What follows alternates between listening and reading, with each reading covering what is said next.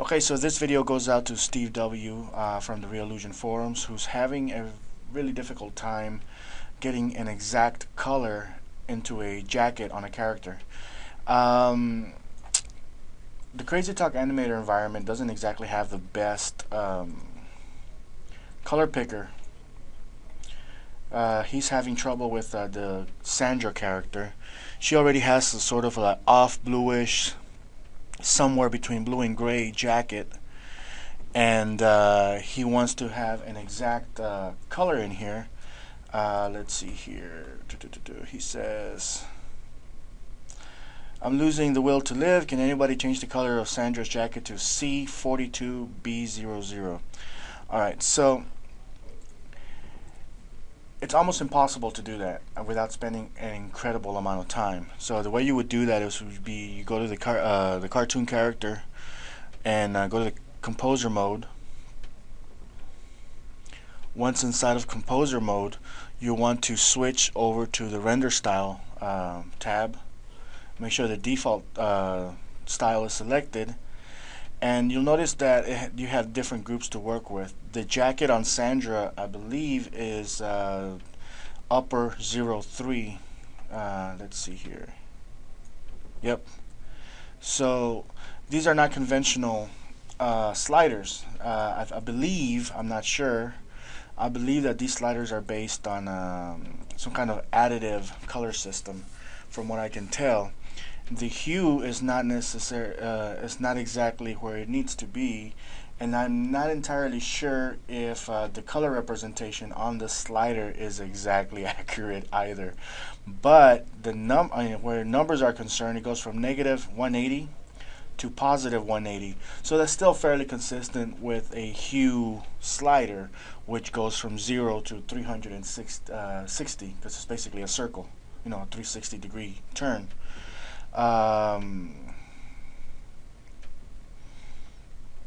Saturation usually goes from 0 to 100. In this case, you have negative 100 to 100. So it's a little bit weird.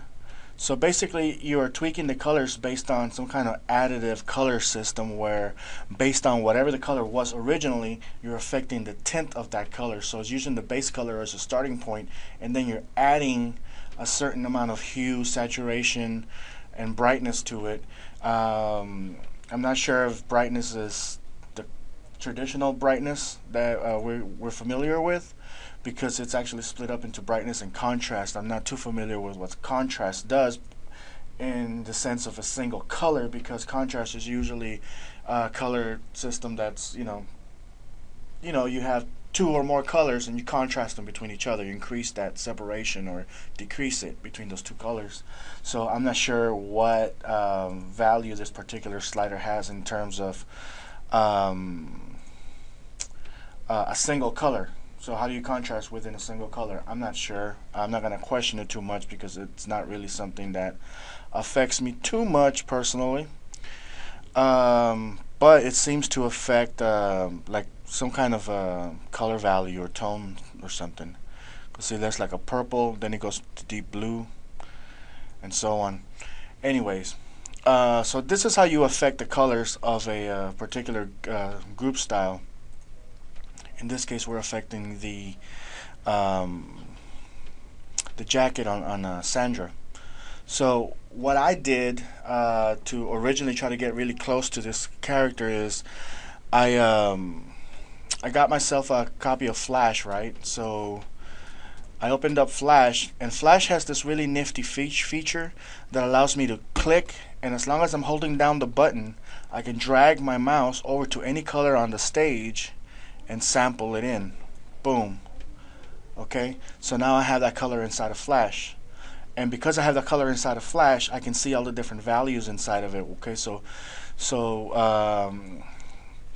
right now this jacket is at that level right there.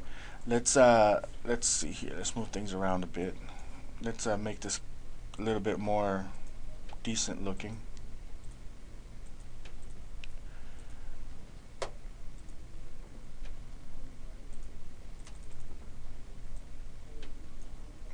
Let's find a nice color. Okay, so that's like a nice shade of green right there. So I want to basically, Crazy Talk is telling me that this color is this shade of green, but keep in mind it's based on top of whatever the original like grayish blue color used to be. So it's not your conventional colors. So what I do, if you want to do it the hard way, it's kind of a brute force attack, if you will. You sample that color, and that's the color you get. Now in this case, Steve wants a color that is C42B00. So I'm going to put that color inside of Flash. Paste. Oh, I'm sorry. Is that it? Is that right? That can't be right. Let's see. There it is. It's some kind of orangish color. So I'm going to take that color and I'm place it on top there. That way I keep it on my pencil. Okay, and this is going to be my control color. So my pencil color is going to be exactly this color here, C42B00. And I can tell that based on the hue, saturation, and brightness values. This is 13 degrees hue, 100% saturation, and 77% brightness. On an RGB scale, we have 196, 4300. So these are the numbers that we have to hit. So we're going to keep that as our control. Now, at this point, we're going to go to our bucket tool and just click on the current color. And this is the color that we currently have. So this is where the hard work begins. I need to really try to approximate this color as much as possible. So let's try to find a color that closely resembles the color that we need. So let's see here. Let's just try the saturation at 100 first, because that's usually a quick way to get a solid color. And let's move the hue around. You know what? I'm gonna put these at 0, just so I'm not affected by any other stuff. Okay, so let's see here. See, I'm getting greener, greener, greener, greener. And notice how on the hue scale, this is supposed to be, it looks like some kind of magenta color over there. But that's not the color I'm getting here. So if I were to go to 0, I still don't get it. So let's try 50. Maybe I'll get there. Somewhat close. 75. Let's try 90. I'm not sure. So I'm not sure how it works, but it's somewhere in there. So let's see here. So we have 180. I guess we need to go this way. Try to find that right, or the closest possible, a shade of orangish, reddish, and we're way away, away, away. So let's see here.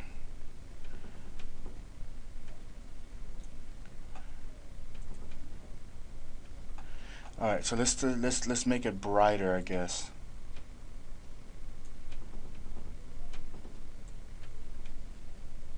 Ugh. Okay, this seems to be taking me somewhere in there. Let's move these together.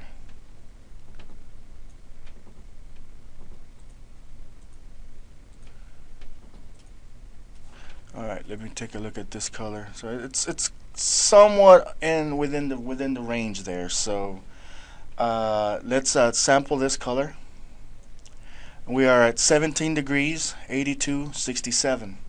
So basically, we need to match the colors that we have here, 13, 177. So we need to bring down the hue to 13 degrees. So we're going to tweak these a couple numbers down. Sample it. Doesn't seem to have done much. Alrighty. Let's try. Let's try going a little further up. 1780 69 against. Let's try. Oh. Okay, so let's see here. So this brings my saturation to 100 so far, and my brightness is really close at 75. So I need to bring this down to 13, and that one as close as possible to 100. So let's see here. Let's bring this up. Okay, I'm at 176.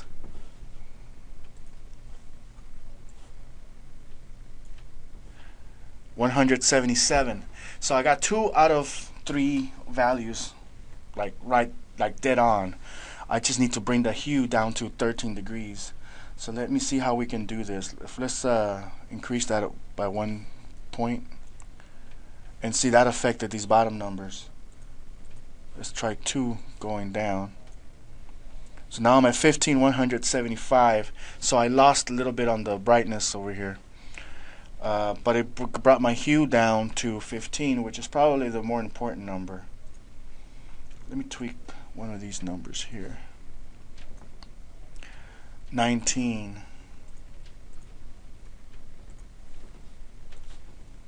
Hmm. 78, 111.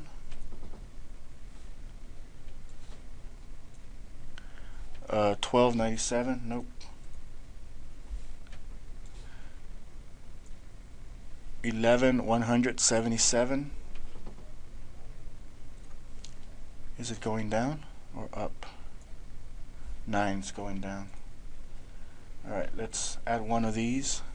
Oh, it looks a little too red. 10, 77. That's way too red. Let's go down a couple notches.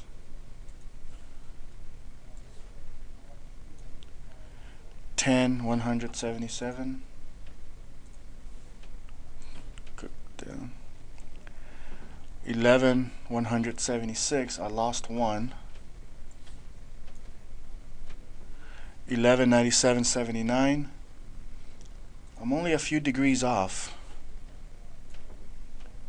97, 79, 15. Okay, so using this kind of brute force type of maneuvering, I guess you can call it, you can get some really good results. And let's see here.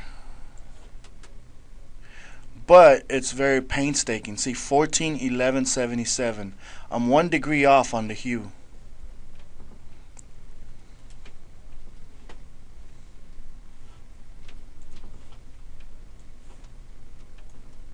$15.80.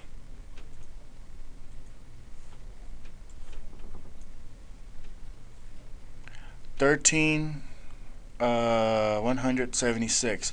So on the brightness, I'm like just a notch, just 1 degree off.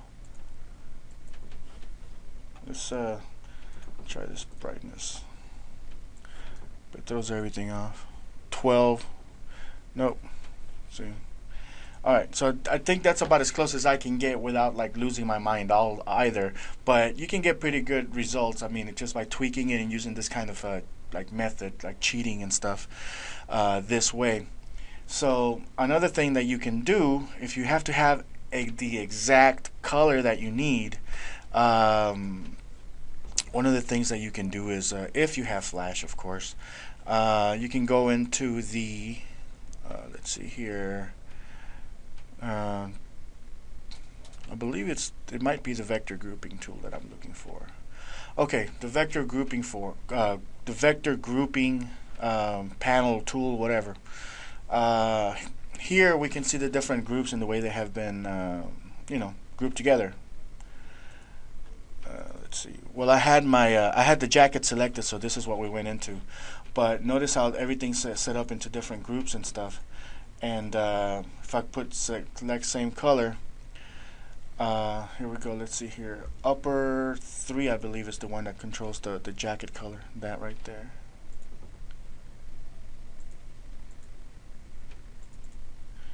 Let's see.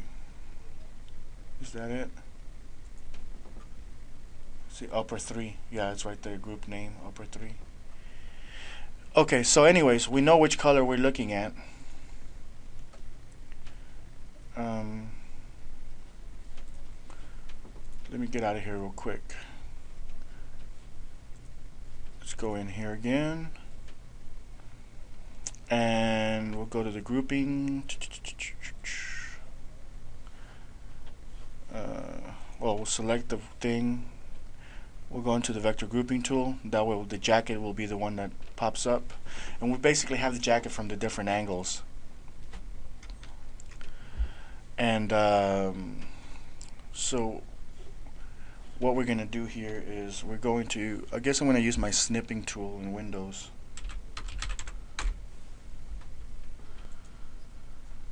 Okay, because I basically have every single angle that I need in order to replace that jacket at this point. So edit, copy. And this is not the most elegant approach.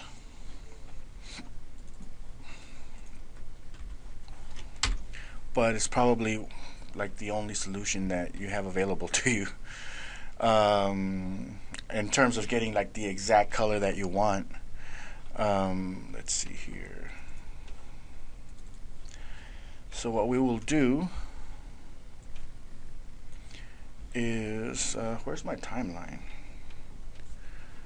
Windows timeline. We'll put it there. I'm only going to do one of these, but you basically have to do one for each one of these graphics. So 3, 6, 7, 8, 9, 10. So let's do this front jacket real quick. Okay, we're gonna lock this layer, create a new layer, and I'm gonna use this this tool here.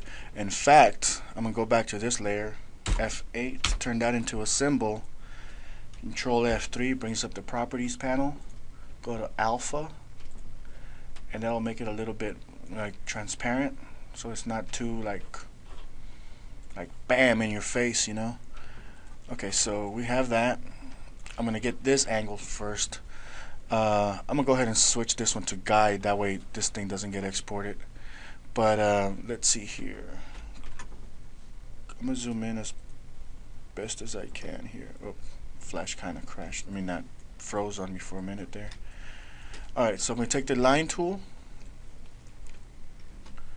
I'm just gonna trace this real quick.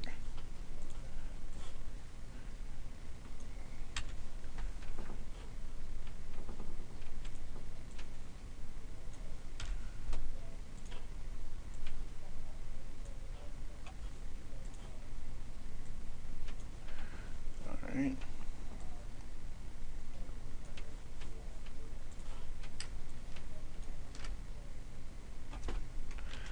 And so you go from point to point, just trace all the main lines.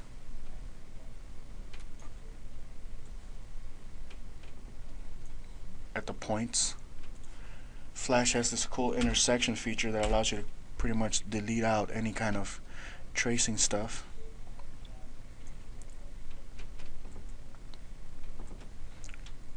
Any kind of stuff that's intersected, I mean. That's the beauty of not rehearsing what you do, because I don't really like writing a script or anything like that, so I tend to mess up a lot when I talk. That's alright. As long as I don't mess up when I'm showing people how to do stuff, right? Let's see here. It's kind of hard to tell how this thing is designed. I guess it goes there. There. Alright, so then we're gonna kind of bend this line here. Bend that one there. And if you hold down the Alt key and put your mouse over any line, at the point where you put your mouse and click, it's going to create a new pivot point there, a new little center line point. Boom. Okay, so that looks fairly decent. And I'm just using my mouse on this thing. The mouse is probably the most accurate tool you're gonna have in terms of, in terms of accuracy. Let's see here.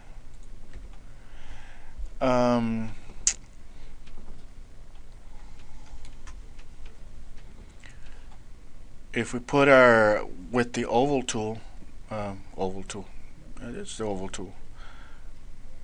I'm going to, let's see here, make that invisible, or if you put it in the center, hold down the Alt key, it'll create the circle from the center outwards, and Control D will duplicate any selected object. And here's a little trick. When you're doing a square or a rectangle, don't let go of the mouse yet. Use your arrow keys up or down, and it'll create a nice little curve on it, on the edges there.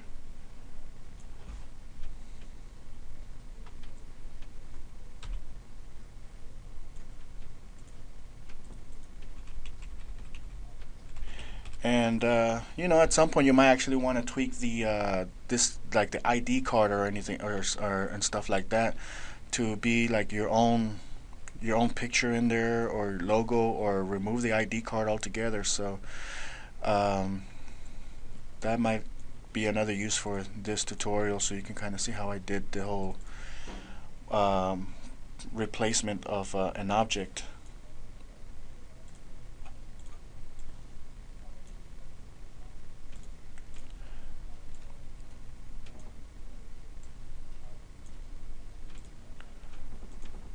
I'm gonna Control C will create a group.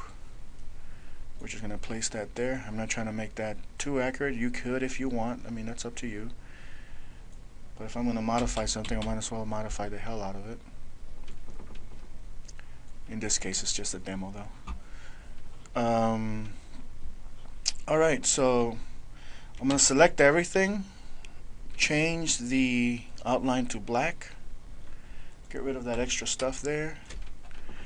Let's see here. What else do I need? I need to tweak this like that, then like that, and it looks like there's like a point right there, so let me use a different color here.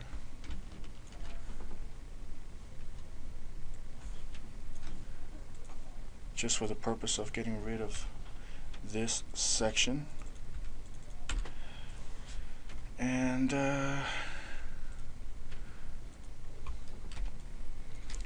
let's see, I guess we can, I'm going to do this on a separate layer because I don't want to have the intersections in there.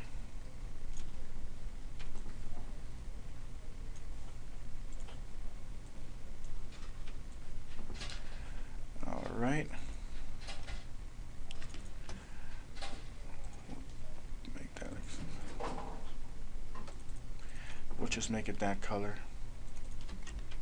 Now we'll put it back on the same layer. We'll select this layer and then right click on an empty space, and then paste in place. And notice it has a little highlighted type of thing along the edges. So I'm going to change this to like a really loud color so I can come back and remove it later.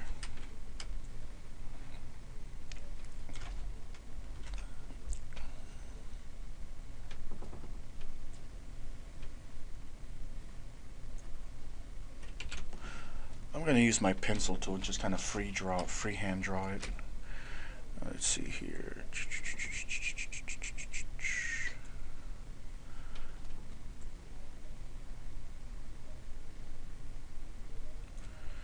I'm not sure if I'm doing this exactly the way it is, but you know what, it's just a demo, and if you want to take more time getting this done, then you know what, you're free to do that.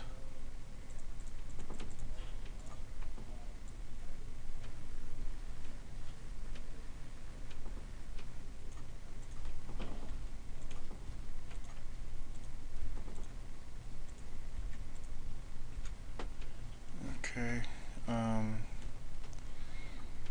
So now let's color it. I mean, we want an exact color. So in this case, we want, what's the color that he wanted? CB42B00. So we're going to copy that exact color, open up the panel here, place our color value right there. Gives us that nice little shade of orange that he wants.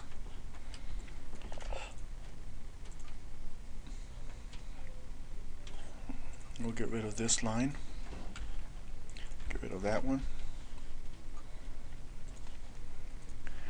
and I'm going to cheat a little bit. I mean, you can use the standard colors exactly the way you want, but I'm going to pull up Toon Titan. Oh, I don't have Toon Titan installed in this one. Alright, well, we'll do that later, I guess. I'll have to do it the hard way. Let's see here. I guess I can do it on brightness right around there. Guess I still need to install my own Toon Titan software into this copy of Flash.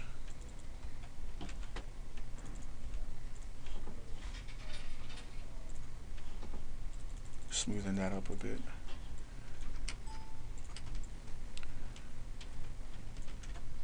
And let's see, let's go back down here, select that background thing, Control F3, bring the alpha back to 100 so we can sample that color,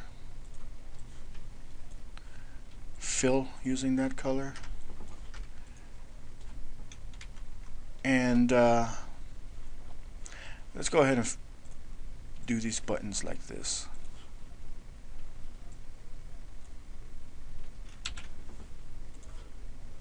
Let's see here, I don't need that anymore.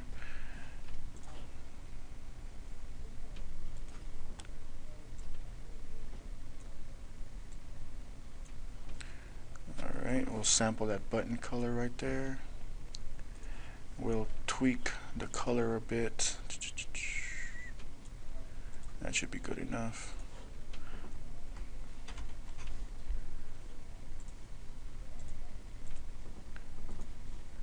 And we'll get rid of that line. And there you have it. Hell, I'm gonna go as far as adding an extra shade on this. Let's see here.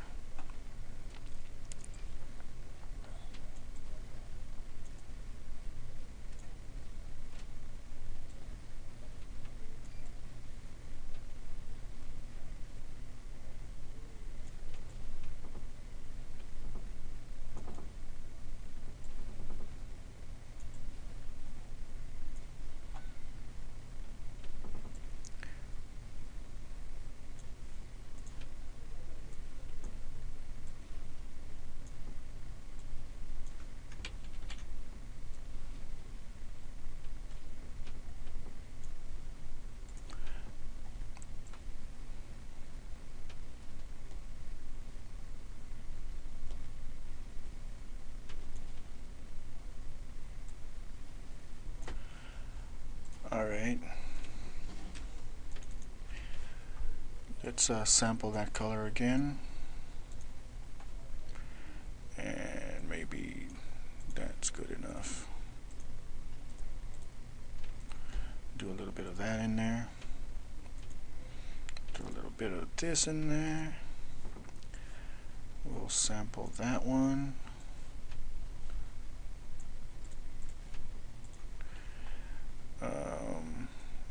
Yeah, that's good enough. And another trick, when you have a color and you're using that same color as far as the stroke is concerned, as long as you connect everything, you double click anything right there, boom, you deleted everything that was connected anyways. Let's see here, there's a little hiccup right there. There we go. Alright, so that takes care of one of the angles. So ideally you would have to do all of them when you're doing this. So basically, go through the entire thing, trace all of them, and this is cool because it gives you the most amount of flexibility in terms of customization. Um, so you can go in there, add buttons to it, put little flowers, change it from a turtleneck to something else, do all sorts of stuff with it. So all right, so what we do here is we're gonna take this one, and I have this one set to guide, so this is not even going to show up. And the stage size itself doesn't really matter. I'm just going to press Control Shift Alt S. I'm going to call it jacket front. I'll save it, and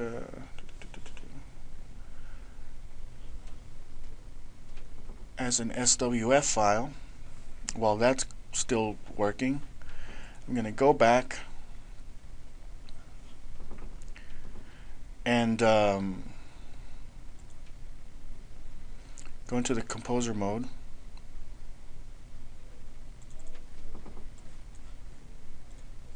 I'll take this, where is it? Jacket front. Alright, I'll take that jacket angle, and I'm just going to drop it right there on top of that jacket.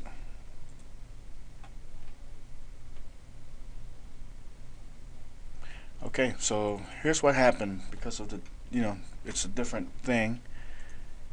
So what we're going to do is double click on that, or keep clicking on it until it turns green basically, or you can go into the what is it, sprite editor. But this is how I do it. I just click the hell out of it until it goes in there. Go in here and just kind of adjust it.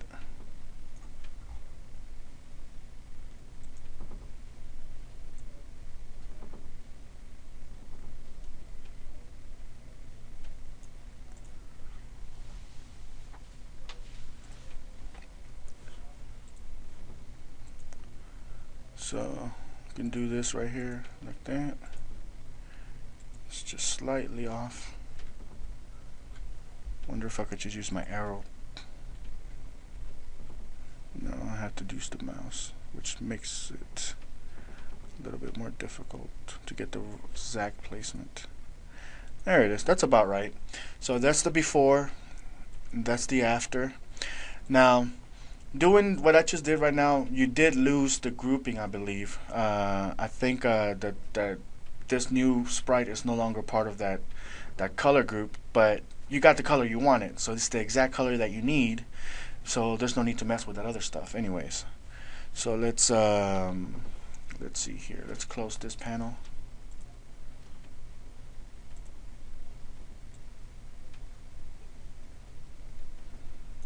Let's zoom in on her. And there you go. So maybe if you wanted to match the line style inside of Flash, I could have made the lines thicker, or I could have converted them all to fills. But that's one way of doing it, or another way of doing it. So hopefully that gives you guys some ideas on how to achieve stuff like that. And if you have any other questions or things like that, or requests of demonstrations that I can do for you guys, just let me know. I'm looking to produce this type of videos on a more regular basis, and maybe get some kind of like video blog going.